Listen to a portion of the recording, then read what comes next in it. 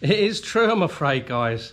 I wish it wasn't. I wish I was stood here and saying to you, I've lured you into watching this video through clickbait, but I am actually feeding Toon's alligator gar our red tails, and basically it's me. I cocked up big time and paid the price.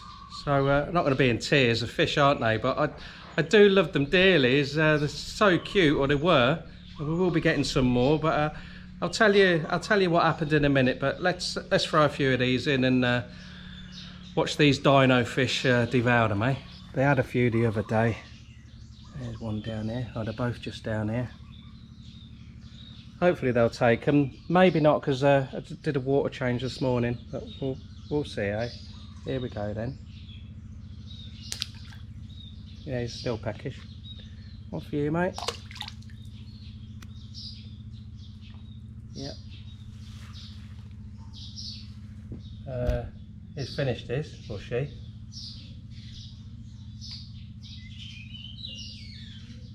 Just turning it round. Now I did cut the heads off and the pectoral fins. Just that the pectoral fins, they're a little bit sharp. Not a great deal, not in comparison to a lot of other catfish here in Thailand. But they didn't get wasted. The heads and the fins and the guts, well, the guts come out when you pull the head off anyway. They went into the crayfish pond outside, so nothing's wasted. Let's see if they'll have another one. I didn't feed them yesterday, so yeah, I think one last one for the one going off up there. He's looking at it. Not too sure. He'll probably have that a little bit later. Right, that's what I thought. 2 each is about right. As soon as they refuse a fish, then I don't put any more in, and normally within about 20 minutes or so, when you come back later, it's gone. If it wasn't, then I'd just take it out and chop it up and give to some other fish or the crayfish. So yeah, nothing got wasted. So what happened? Well, we heard a bit of a commotion a few nights ago in the wee small hours, and it was in the middle of a storm, so I didn't really fancy getting up. I should have done. I regret it now. But we flicked on the security lights on outside, and our dogs were, Gang and Spoon, were chasing off some rogue dog that had squeezed in under the fence somewhere. And all I can assume that's happened is it hit the pipework on the outside, the drainage pipework. It's my own fault. I should have glued it, but I'll show you right now and explain why I didn't. This tank at the moment that I've just put the gar in from there, the catfish were in here. It's just that when I cleaned out after the catfish had passed, I topped it up and I thought, oh well, that makes this a good opportunity to put the gar from here into here rather than putting them into a temporary holding tank. So they've got in here, and this is the pipe work. It's just a basic swivel pipe, and I should have glued it. The reason I didn't is because, you know, well, maybe that you watch some of the other videos that we do here on the farm, and the guys that have come back doing some work on the farm for us, I'd earmarked them to do a filter setup on the back of the 3 tanks here. So that's why I didn't glue anything. But, you know, my gamble backfired on me. You know, if I'd have foreseen that happening, then I'd have cut here, put a valve on, put that back in there. So, yeah, lesson learnt, Lee. I think that car might be taking another one. It's coming to have a look. No, I think that's the one that's had 2 already, so this one that's spinning round might have it. It looks interested.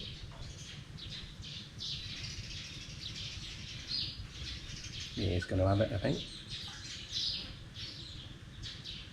Maybe not. Protecting it. The cost of the loss of the 10 catfish is not a great deal, though. 40 baht each, so you know, it's £1 sterling in normal money. But it's the time we've lost, and also I just hate things dying, you know, through my own gross stupidity. You know, so we've lost a few months on it. So we've contacted the supplier that we got these original 10 from. I wanted more for the lake anyway. Just 10 isn't enough. We wanted to keep one in here. I'd started hand feeding them. They were so cute and cuddly things. They just take the food out of your hands. It's brilliant. So we're going to see if we can get some slightly bigger ones rather than start from scratch again. Although size wise they were rocketing once we'd got them onto chopped fish and chopped shrimp. You know, they were packing on the weight. The first couple of weeks trying to get them onto the food was a bit of an ordeal. They didn't really grow much. I thought, well, what's all the fuss about? These fish keepers saying don't get these fish, they grow too quick.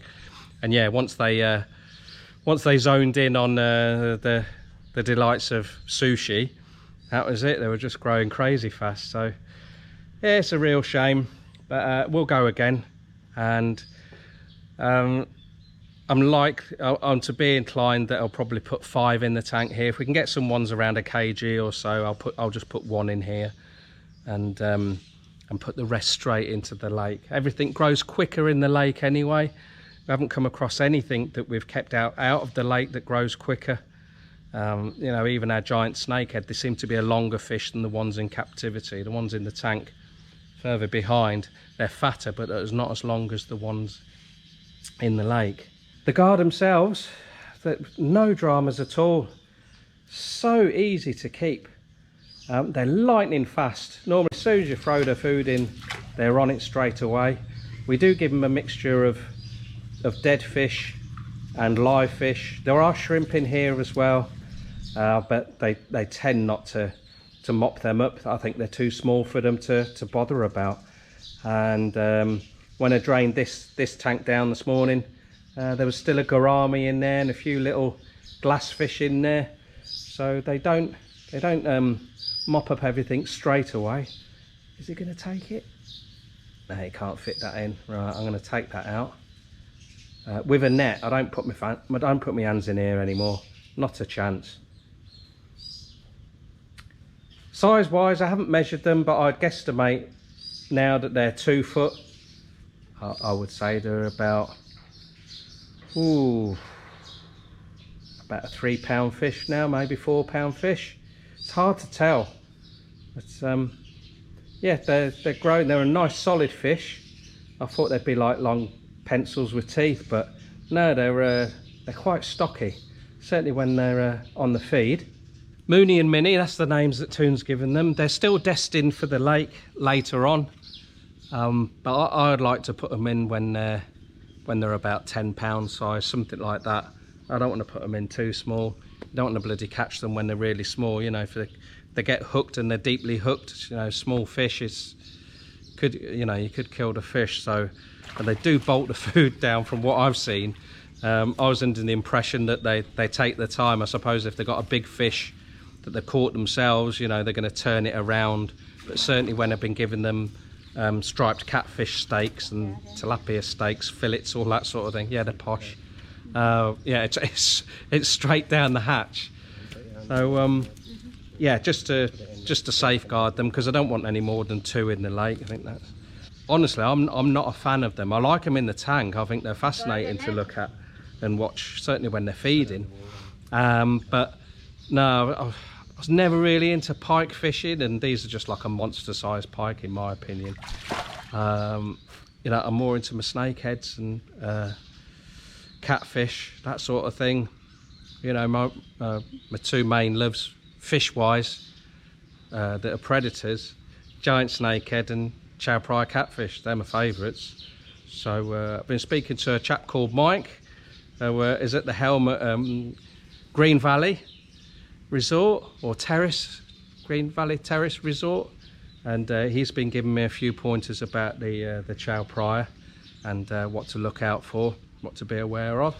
So yeah, we might not put that many of those in the lake either, but yeah, if we can get the gar nice and big, then hopefully they'll be safe from the chow pryor catfish. So all in all, pretty shit, but we carry on, don't we? Lesson learned, Lee, you numpty. All average fish keepers will be like, yeah, fish murderer. Live and learn, don't we? Live and learn.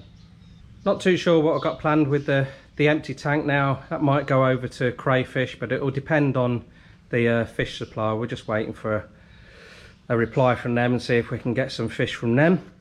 This tank here, they've already been fed this morning, whether they'll come up or not. These are a cross between common carp and koi. I've turned the pump off at the minute, it's quite noisy. Yeah, I keep thinning them out. They're not as growing as quick as the ones that we put in the lake. Sometimes when we use the lift net in the lake, catching the little silver bag of seal for the snakeheads and the gar, sometimes we catch them in the net there, and they're twice the size that these are in here, although these are fed 3 times a day on these little floating micro pellets. It just shows you that a lot of the time you can't beat a natural environment for growing fish. Considering that we barely put any food into the lake. I mean, I know carp are renowned for scavenging all sorts of bits, you know, rootling around in the mud and getting bloodworm even when it looks like there's no food in there. And I'm sure that they nail the shrimp as well. And I don't know about algae, zooplankton, that sort of thing, but anyway, they're growing very fast in the lake. But the idea is to keep just a few of these in the pond, and then just have something ornamental, because as the farm projects are now becoming completed, not just around the farm but around the fishing lake as well, and around the goat house on the island, then we'll be concentrating on all the pretty stuff round the farmhouse. So, you know, we are booking up quite nicely now for farm stays and homestays. So we need to get the place looking a bit more presentable, because as you well know, all our time and effort generally goes into the goats and the farm. So yeah, it's nice that things are going to be progressing on the pretty side of stuff. We might even finish painting the house 4 years down the line, who knows? I'm going to leave that red-tail catfish in there for them to finish, because one of them's only had one and the other one will still be a little bit peckish soon. And I'll wrap these 2 up, and that can be tomorrow's brunch for them. Well, I'm sorry that we won't be doing any red tail updates, but who knows in the future. It's all Bebo's fault. If you're a proper dog, you'd have sorted that other dog out. Waste of space you are. Bebo, baba bebo, you can do what I tell. I don't know what you tell. Bebo, baba bebo. Bebo. Bebo.